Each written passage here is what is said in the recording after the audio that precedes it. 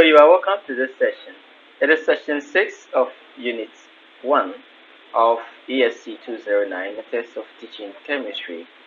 And this very session is looking at principles of learning. Let's proceed to look at our objectives.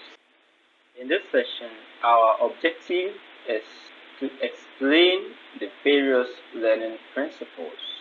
So let's look at the learning principles. 1. What students learn is influenced by their existing ideas. And so, how much a student learns depends on how well he or she is able to connect previous knowledge with new information to be learned. As a chemistry teacher, you should note that every student approaches the learning situation with some experiences, some kind of beliefs and conceptual knowledge that affect how he or she interprets and applies information in the new situation. And that highly influences how or what students would learn.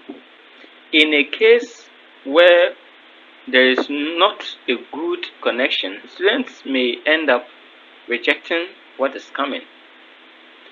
Some students, some way, somehow, might find it hard to assimilate.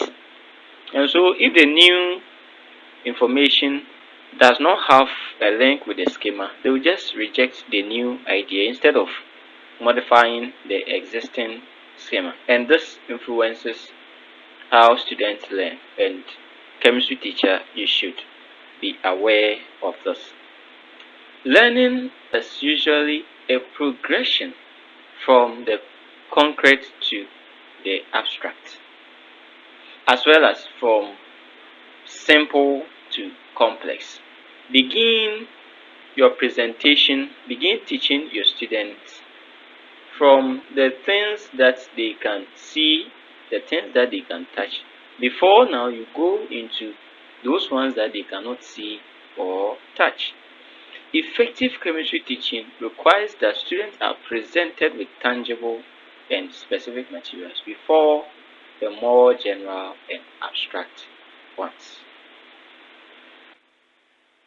3. Students learn well when they are actively involved in the learning process. Now, engaging students in scientific activities provide the stimuli that enhance their interaction with and maintain their interest in learning new materials. This has an underlying principle or underlying assumption, and it is that students are motivated to work harder when they are actively engaged. Let's even put the students aside and imagine yourself taking part in decision making.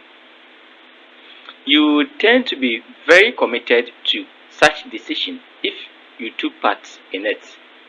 But if it is somebody who took that decision and imposed on you, you may not be well committed to that decision. When we engage our students, they feel part of the process and they become more committed and they develop high interest in the subject. And you know what it means when students have interest in the subject. They give more time and attention to it. And that influences what they learn and how they learn your subject. Effective learning by students requires feedback. My dear chemistry teacher, students can only learn to think.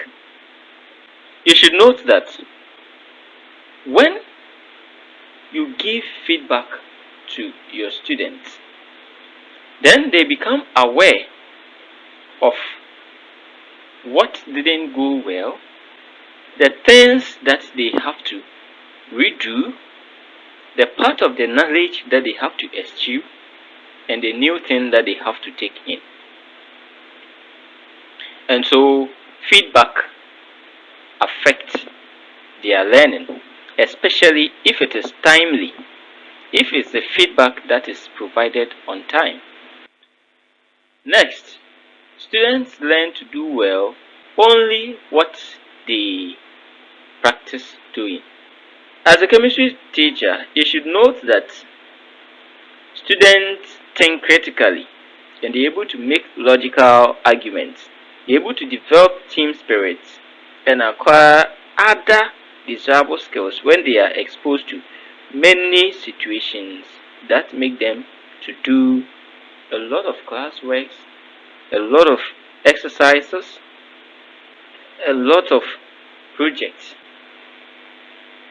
Now, students learn best what interests them, and this thing it is very common.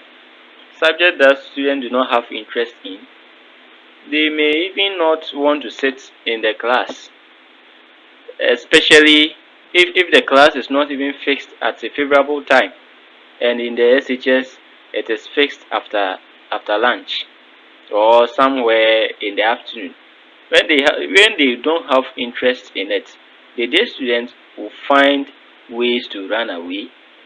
They will find places to hide, and that affects their learning of that particular subject.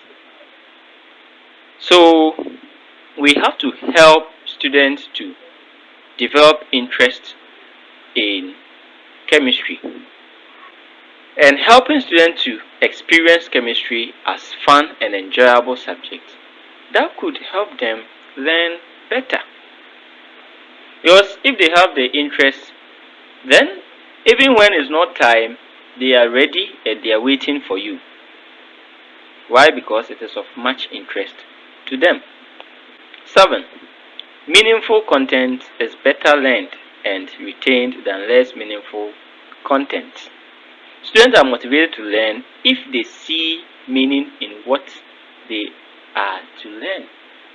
And this also affects learning.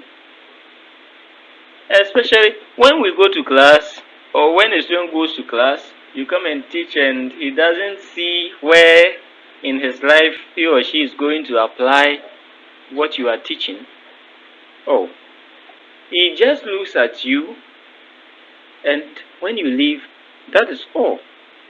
But if they feel that what you are teaching them is very applicable in their life, then they become interested.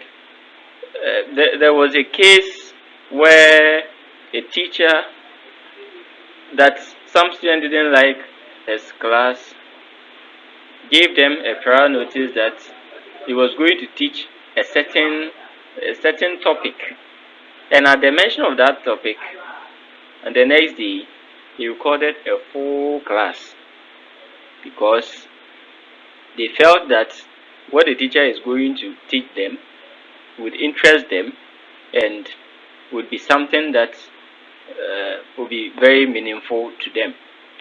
And so they all came. That is what happens. If the content the student feels that is meaningful, then they are able to retain that content than when the content is not meaningful. So these are some principles of learning. And as a chemistry teacher, taking notice of these things, you should know what to do. You should be planning your lessons very well, and you should make sure that chemistry is interesting to your students. We are ending the session with these tasks. Please try them. Let's meet again in the next session. Thank you.